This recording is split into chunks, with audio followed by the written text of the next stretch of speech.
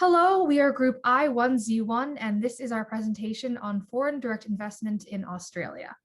First, some background information on Australia. So Australia was a former British colony that became a country in 1901 after 6 colonies on the island declared themselves independent of British rule and formed the Commonwealth of Australia. Australia's climate varies tremendously based on the region as it is one of the largest nations in the world by land area. The northern areas are tropical climates with consistently warm weather, as well as distinct dry and rainy seasons. The southern areas have a temperate climate and are generally the coolest areas of Australia. Finally, central Australia is extremely hot and dry with almost no consistent rainfall. Geographically, Australia is mostly low plateaus made up of deserts and rangelands. However, it does contain a large fertile plain in the southeast and mountain ranges in the east and southeast. A significant geographic feature of Australia is its direct access to the Indian, Southern, and Pacific Oceans, and the trading routes that come with those areas. Finally, Australia's geographic features contribute to the natural resources that are present in the area. Australia's most significant natural resources are rare earth minerals, coal, and timber. Australia's political system is a mixture between a parliamentary democracy and a constitutional monarchy. Queen Elizabeth is officially the sovereign of Australia, but it operates as a parliamentary democracy in practice, similar to the structure of the United Kingdom. The executive branch is made up of the Federal Executive Council, a cabinet comprising the Prime Minister and ministers of state who give advice to the Governor General. The judiciary system is organized with the High Court of Australia at the top and other lower-level federal courts supporting it. All the judges in the Australian judicial system are appointed by the Governor General. Finally, the Australian legislative system is a bicameral parliament made up of the Governor General, representative of the monarch, the state, and the House of Representatives. In terms of religion, Catholicism and Protestantism are the dominant religions, which each constituting about 23% of the population. Interestingly, around 30% of the Australian population aren't religious. In terms of population, Australia is a country of about 26 million people. Ethnically, about 50% of the country is either native Australian or English. Predominant minority groups include Irish, Scottish, German, and Chinese minorities. Most of the 26 million population is eligible for the workforce, as just under 66% of the population is between the ages of 15 and 64. Additionally, most people in the country are concentrated in coastal areas, with the highest concentrations found in the east and southeast. Finally, a key element of Australia's socio-political environment involves the distribution of income. As with many advanced industrial economies across the world, distribution of income is highly unequal, with the top 20% taking home about an average of $3.2 million and the bottom 20% earning only $36,000 on average. Perhaps the most significant recent Australian political event was its trade war with China. Due to political and ideological conflict with China, Australia canceled 2 deals under the China's Belt and Road Initiative, a massive multi-billion-dollar infrastructure plan spanning across multiple continents. China responded by placing tariffs and trade restrictions on Australia's major exports, including seafood, beef, wine, coal, and barley. Moreover, China announced that it would no longer engage in economic dialogue with Australia. These restrictions hampered Australian economic growth. These targeted exports represented $25 billion in 2019, or 1.3% of Australia's total GDP. The next year, exports to China fell by approximately $2.3 billion in US dollars. Next. Another significant international development is the ambitious partnership with Japan, India, and the US, with the goal of promoting the free, open rules-based order in the Indo-Pacific region. This partnership is likely to alienate China further, and the continued degradation of the relationship with their largest trade partner is likely to result in some negative economic consequences. Domestically, Australia is beginning to turn the corner from the effects of COVID-19, as states are preparing to lift lockdowns as they approach the 70 to 80% vaccination rate threshold level. Along with this development, the Australian government anticipates an increase in energy prices. This increase will benefit Australian gas exporters, but will simultaneously increase input costs for producers. The first relevant macroeconomic indicator to consider when evaluating the strength of the Australian economy is real GDP. In the period from 2010 to 2019, the Australian economy experienced steady, sustained growth for the entire period. Another significant metric is the unemployment rate. Once again, the Australian unemployment rate mostly held at around 5%, with 2 spikes. The first occurred in 2015. According to the Australian government, this spike in unemployment was due to an expansion in the size of the Australian workforce, which means that most of this unemployment was frictional unemployment, which is why we can see a steady decline in unemployment following 2015, despite no significant change in the growth rate of the economy. The second spike occurred in 2020 as a result of the global economic downturn brought about by the COVID-19 pandemic.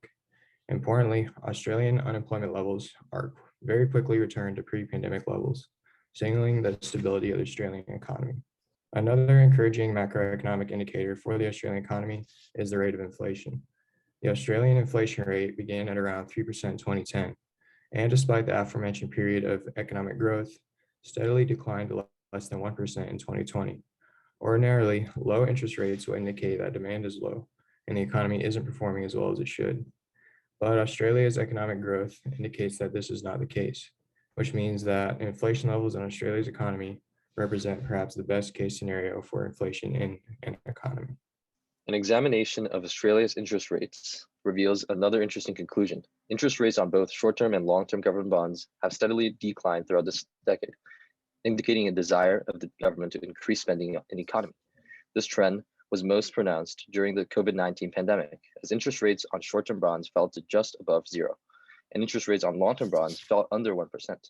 This trend can also be observed in the overall real interest rate. Australia's real interest rate steadily declined and then dropped to almost zero as the COVID pandemic depressed consumer spending, and the government felt it was necessary to increase that spending. Another significant metric is the exchange rate between Australian and US dollars. In the early years of the decade, the Australian dollar was actually more valuable than the US. However, that changed in 2013. And since then, the value of the Australian dollar has steadily declined relatively to the US and settled at an exchange rate of roughly 0.7 US dollar per one Australian dollar. Real exports of Australian goods have experienced a similar trend as its GDP growth. Australian exports experienced sustained positive growth over the course of the decade until the COVID-induced recession occurred, which caused Australian exports to take a major hit. A similar trend occurred with the Australian imports. The only key difference is that Australian imports have increased much more following the recession than exports have, which is something to monitor in the upcoming years. One area exhibiting a different trend can be seen in the government budget balance. Although Australia has maintained a negative budget balance for more than a decade, indicating that they spend more than they take in, it was becoming less negative over the period from 2010 to 2018. However, from 2018 to 2020, the trend sharply reversed itself, with the budget balance quickly becoming much more negative. One reason for this is the consistent increase in Australian government spending. From 2010 to 2020, government spending has steadily increased from $60 billion to 2010 to $110 billion in 2020. This is indicative of a similar philosophy of the declining interest rates mentioned earlier, namely to stimulate spending in the economy and encourage consumption-driven growth. Next, some information on Australian economic trends. So Australian monetary policy functions in a similar manner as that of the United States. The Reserve Bank of Australia performs the same functions as the US Federal Reserve in that they broadly regulate the nation's monetary policy. More specifically, they are responsible for ensuring the stability of the Australian dollar, the maintenance of full employment in Australia, and the economic prosperity of Australian citizens. Currently, the Australian federal funds rate is set to 0.1%. This rate has existed since November of 2020, when it was lowered from an already minuscule 0.25%. This aggressively low federal funds rate is part of a monetary strategy implemented in the early 90s, in which the Australian government decided they would not increase the federal funds rate until the actual inflation target of around 2% was met. This goal is less of a strict line of demarcation and more of a medium-term average. This strategy allows for governmental adaptability in terms of economic uncertainty, with the most recent example being the economic downturn brought about by the COVID-19 pandemic. Structurally, the Reserve Bank is quite interesting. Similar to the US Federal Reserve, the Reserve Bank acts largely autonomously from the demands of the Australian government. The board of the bank meets 11 times annually to discuss decision-making. Additionally, in an effort to boost accountability, the bank frequently releases statements that offer comprehensive explanations of the actions and goals being undertaken. The Australian Parliament is in charge of fiscal policy. Due to countercyclical fiscal policy designed to insulate the Australian economy against the negative effects of COVID-induced economic slowdown, Australia is projected to run a budget deficit over the next decade. Indeed, they recorded a budget deficit of $85.3 billion over the last year. This countercyclical policy included the multi-million-dollar expansionary fiscal policy programs, like programs, payments to those who lost jobs, stimuli to individuals and businesses, and a reduction in personal income tax. Next slide. We also see the effects of automatic stabilizers at play. Due to lower employment, average incomes, and reduced corporate profitability during the 2020 recession, tax receipts fell, contributing to the deficit. As the economy recovers, we're likely to see higher tax receipts, narrowing the deficit slightly. However, this deficit will not be gone until 2030 to 2031 at the earliest because of continued higher government spending. The net debt is likely to continue growing into 2030 as well. Australia currently utilizes a floating exchange rate system. Historically, Australia had fixed its currency against the value of the British pound. The government ended this practice in the 1970s as a way to increase money supply and reduce domestic monetary volatility. Currently, the Australian dollar is measured against the USD and the trade-weighted index. The current Australian exchange rate to the US dollar is 0.7169 US dollars per Australian dollar. As a significant player in international trade, Australian trade policy is connected to a number of nations across the globe. Australia is an active member of the World Trade Organization and has been since 1995. Australia has met nearly all WTO commitments in the most recent trade report released by the organization. In terms of distribution of trade, an outside proportion of Australian trade is reliant on Asian nations. Roughly 84% of exports and 62% of imports come from Asian nations as of 2018. As such, Australia's three largest trading partners are developed Asian economies in China, Japan, and South Korea, with the US and UK rounding out the top five. Finally, with the exception of its recent trade dispute with China, Australia has had very little economic conflict worldwide in its history. That trade dispute is worth exploring further.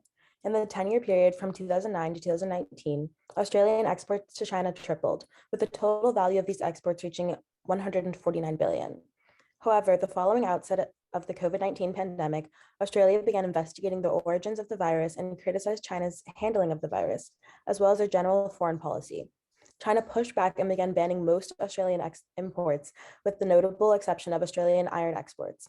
Importantly, they banned Australian coal imports, which required China to search elsewhere for coal deposits such as India or Russia. However, this had little effect on Australia. With those nations' coal supplies off the market, Australia simply filled the gap with its own supply of coal. As a whole, the trade dispute with China had little negative impact on Australia. This demonstrates both the stability of the Australian economy as well as the presence of other reliable economic partners besides China that they could credibly depend on. Next.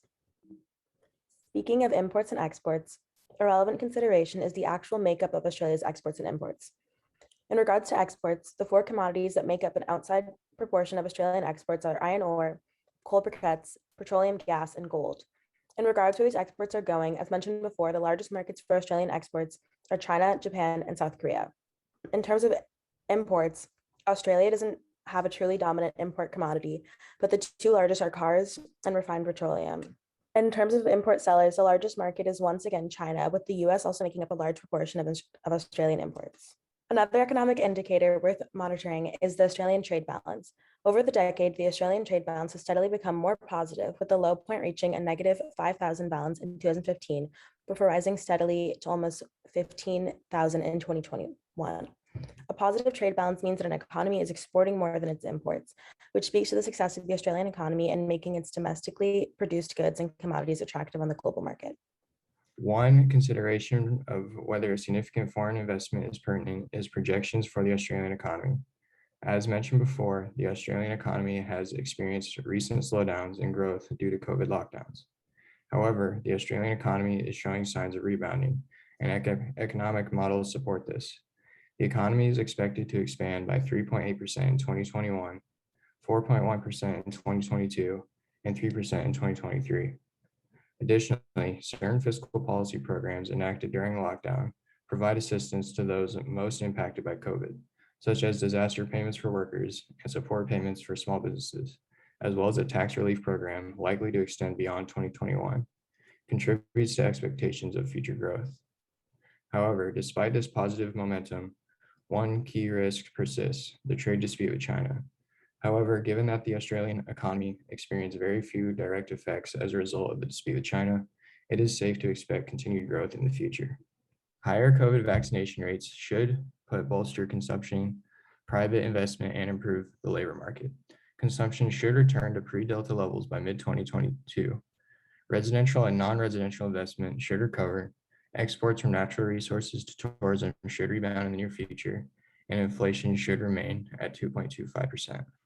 The first item that has a relevant effect on an ISMPPC framework is the continuing downward movement of Australia's interest rates. As stated, Australia's Reserve Bank has been lowering interest rates. Rates stood at 0.75% in March 2020 and have declined to 0.1% in September 2021. When a nation cuts its target interest rate, the MP curve will shift down. When an MP curve shifts down, two things occur. First, there is movement rightward along the IS curve, which means that the output gap is becoming more positive. Secondly, there is movement rightward along the PC curve, which translates to increased unexpected inflation in Australia. Indeed, as the interest rates declined from March 2020 to September 2021, the CPI rose over that same interval. It began at 2.2% in March 2020 and rose to 3% in September 2021.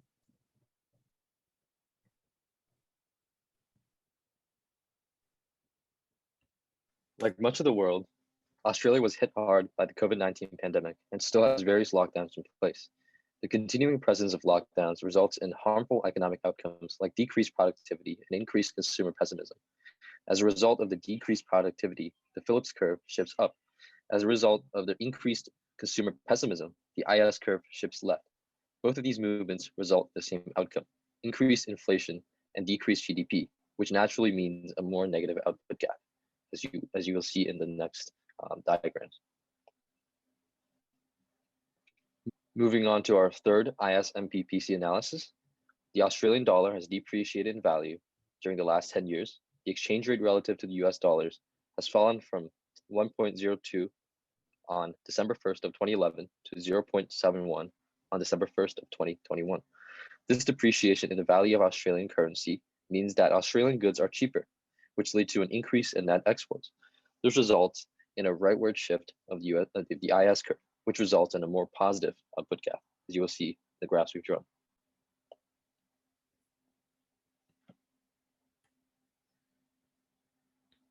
Finally, our foreign direct investment decision. There is compelling evidence on either side of the debate of whether or not to invest in Australia. On the positive side, there is no history of trade disputes with the United States, the largest economy in the world, which bodes well for Australian economic stability. Additionally, the Australian government has historically been very welcoming to foreign direct investment through a lack of substantial regulation.